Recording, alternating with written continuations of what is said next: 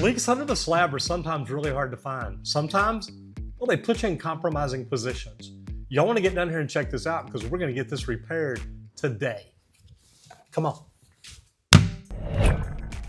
When we pulled the old tub out to do the shower remodel, the hole kept filling with water and it wasn't raining at the time. So we knew that we had a leak somewhere under the house.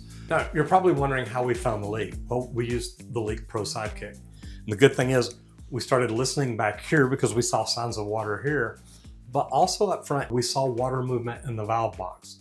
And I did call the previous owner to find out that there is a valve there. So as soon as we stuck the Leak Pro Sidekick down in there, we could hear it screaming.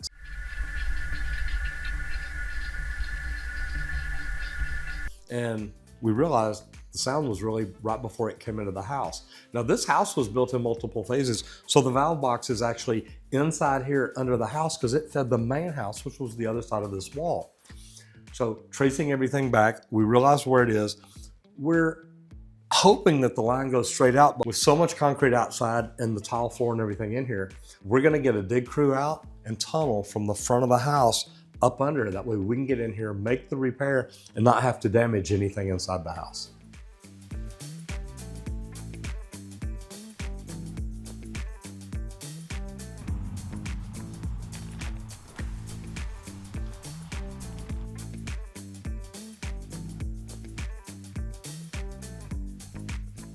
What's happening here is this is the old polybutylene pipe. And the problem with it is chlorine started eating this from the inside and made it really brittle. Now this feels hard. It doesn't feel too brittle because I can move it a little bit. But normally back when I had my plumbing company, we would not even work on these. This was before some of the newer push to connect fittings came out and made it a little easier to tie onto. But we're gonna get in here. I'm gonna measure it from up here because I want to prefab some stuff. And what we're gonna do, where this was, we'll stick a press to connect fitting right here.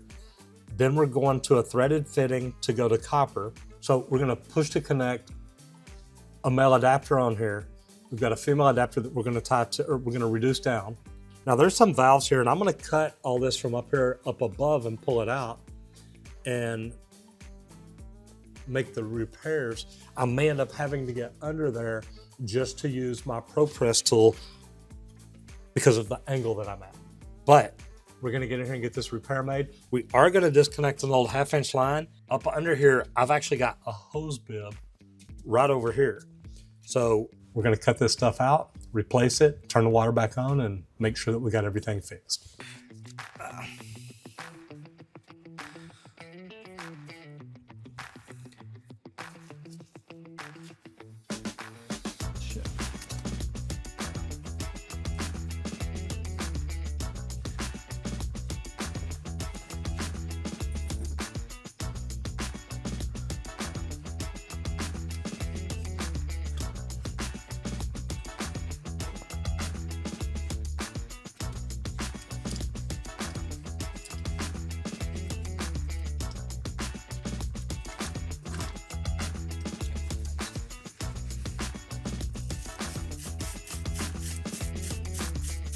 Okay, now I bent that 1/2-inch copper over out of the way because we're not gonna tie that back on. We think that this literally just turns up the wall right here next to us where the hose bib is. And we're not really worried about having a hose bib here in the cabinet inside the wall in the marketing room. I'm trying to get most of the buildup here off. So when I slide my press coupling on here,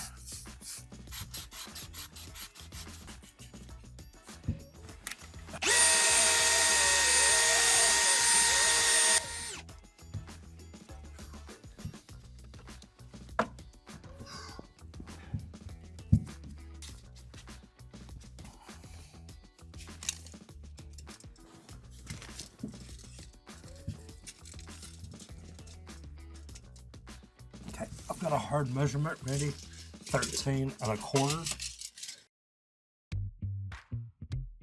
So it looks a whole lot different from up here than it does down there.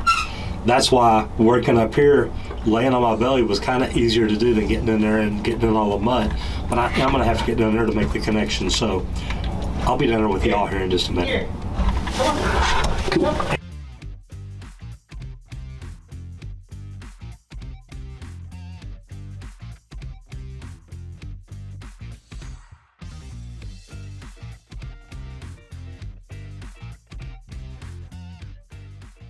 Okay, now we've already fluxed everything up and I've wiped it down. Now we're gonna get ready to solder it, but two things I want you to know is we solder it with the valve open. If you solder it with the valve open, you can build a pressure up in there, you can blow out the insides, or you can get solder all the way inside on the ball. Now, this one here is a stainless steel ball, so it probably wouldn't be a problem, but we don't want all that build up in there. So we wanna make sure that the valve is open. And we're using lead-free solder. Now that's big because this is a potable drinking line. So with potable water, you want to make sure you're using lead-free. If this was a toilet flange or something where it's going under waste, we could use lead solder. 50/50 is what we used to use. And you can use that on the waste. You can use it on the brass and the lead for the flange. So you can use it in situations like this. But this is 100% lead-free. So let's do this.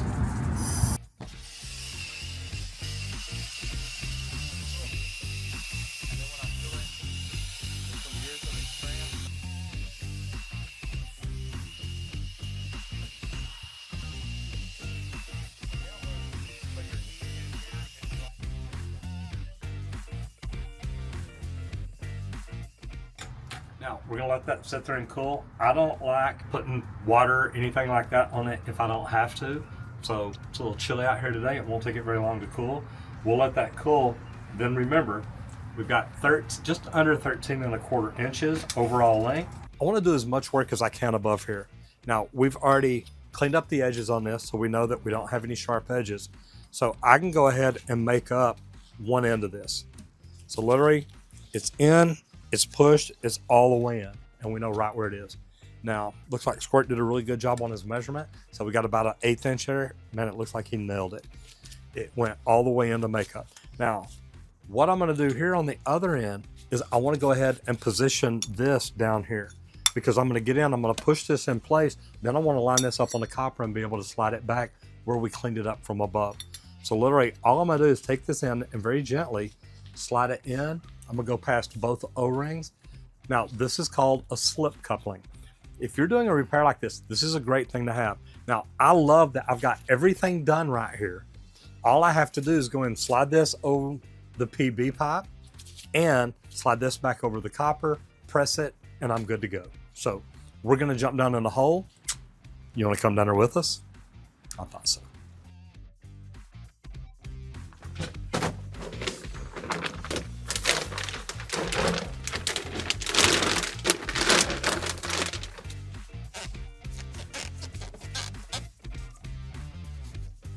I want to be really careful and not move this a whole lot because I don't want it to crack. I don't want to have another leak right down there.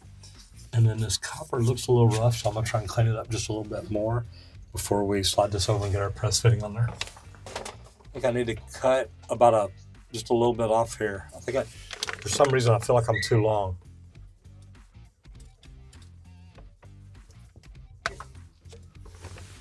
So what I'm gonna do, I've marked it on this end, but on this end I'm just going right down to my rough edge right here. So I'm gonna go ahead and push in on the push to connect in.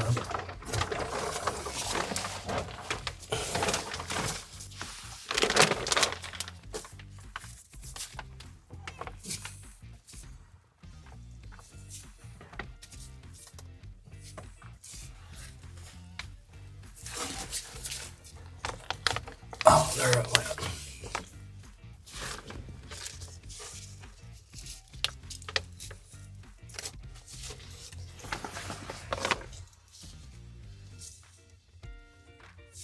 Okay, so that should get me right where I want to be. Now, before I push it all together, I'm going to turn my valve up because I want to have access to this from above up here.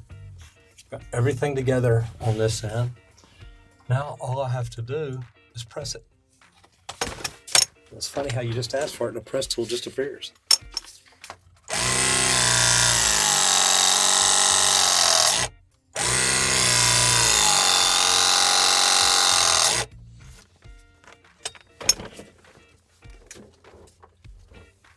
Okay guys, so literally we just finished fixing the leak.